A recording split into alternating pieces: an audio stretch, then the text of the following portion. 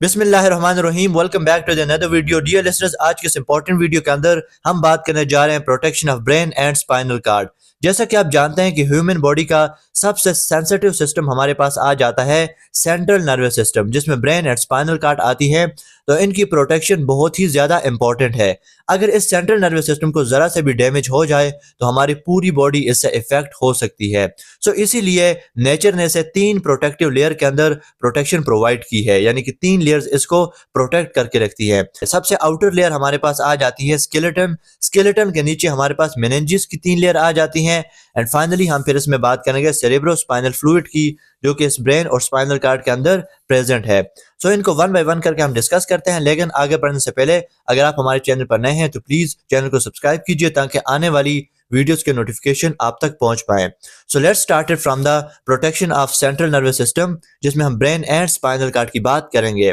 सो यहाँ पर आप देख सकते हैं, जैसे कि हमने बात की कि brain and spinal cord are the highly sensitive part of the human body, so their protection from mechanical stresses is very important. They are protected in 3 layers, जिसमें सबसे आउटर लेयर हमारे पास आ जाती है स्कल। ओके, ब्रेन की सबसे outer layer school आ जाती है, जो कि इसको प्रोटेक्ट करके रखती है, जो कि एक नेचुरल हेलमेट है। और जो हमारे पास स्पाइनल कार्ड है, इसको वर्टिब्रल कॉलम प्रोटेक्शन प्रोवाइड करती है। सबसे पहले अगर हम स्केलेटन की बात करें तो the part of skeleton that protects the brain and spinal cord are cranium and vertebral column respectively.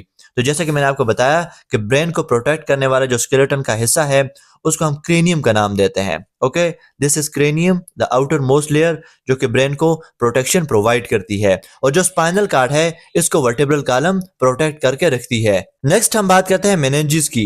The system of membranes which envelops the central nervous system are called meninges. तो यहाँ पर आप देख सकते हैं कि सबसे आउटर लेयर हमारे पास स्कल है। स्कल के नीचे ये जो ब्लू वाली लेयर आपको नजर आती है, इसको हम नाम देते हैं मेनिंजेस का। और इसके अंदर 3 लेयर्स हैं, ड्यूरा मैटर, और जो मिडिल वाली है उसको एरिकनॉइड मैटर कहते हैं, और जो सबसे इनर मोस्ट है उसको पिया मैटर का नाम देते हैं। तो सबसे पहले अगर हम बात करें ड्यूरा मैटर की, तो ये हमारे पास जो मेनिंजेस की लेयर है उनकी सबसे आउटर मोस्ट लेयर है। ओके, और ये क्या करती है, ये हमारे ब्रेन को प्रोटेक्शन प्रोवाइड करती है, ये टफ होती है और एक्सटर्नल डैमेज से बचाती है। नेक्स्ट हमारे पास आती है एरिकनॉइड मैटर, जो कि क्या है, एक मिडिल लेयर है। ये एक वेब लाइक स्ट्रक्चर की तरह होती है और इसके नीचे फ्लूइड प्रेजेंट होता है। और जो सबसे इनर मोस्ट है उसको नाम दिया जाता है पिया मैटर का। ये डायरेक्ट ब्रेन और स्पाइनल कार्ड के साथ अटैच्ड होती है। ओके, डायरेक्ट इनके साथ अटैच्ड होती है। ये सॉफ्ट एंड डेलिकेट होती है एंड ब्रेन की प्रोटेक्शन में अपना रोल प्ले करती है। नेक्स्ट हम बात करते हैं जो सबसे इंपॉर्टेंट पार्ट है हमारी आज की वीडियो का, that is cerebrospinal fluid. Okay, तो सबसे पहले हम ये देखते हैं कि सेरेब्रोस्पाइनल फ्लूइड होता क्या है और इसका हमारे ब्रेन और स्पाइनल कार्ड के अंदर रोल क्या है, सेंट्रल नर्वस सिस्टम के अंदर इसका रोल क्या है।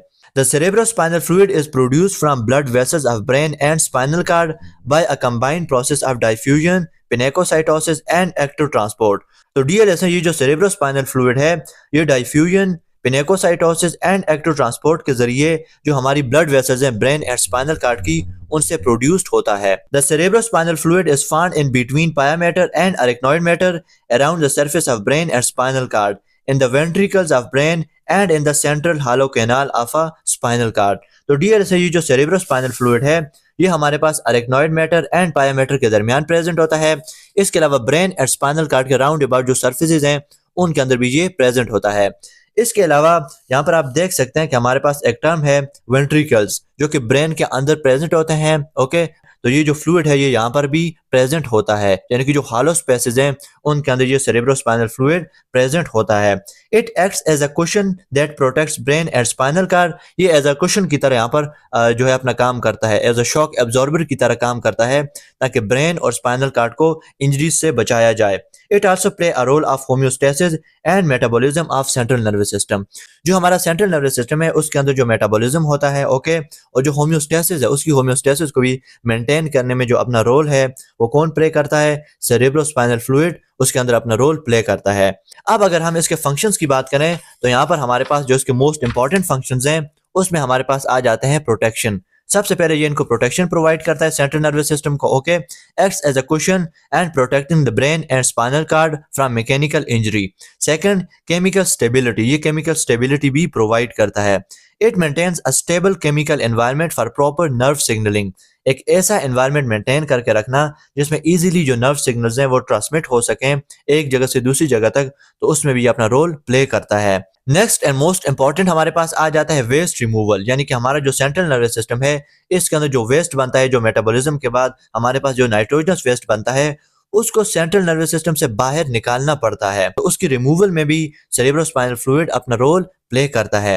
एंड न्यूट्रिएंट ट्रांसपोर्ट, तो यहाँ पर देखिए dear listeners, it delivers essential nutrients to the brain tissue, यानी कि जो हमारा ब्रेन और स्पाइनल कार्ड है उसके अंदर जो ब्रेन टिश्यूज हैं उन तक न्यूट्रिएंट्स की ट्रांसपोर्टेशन करना भी सेरेब्रोस्पाइनल फ्लूइड के फंक्शन में आता है।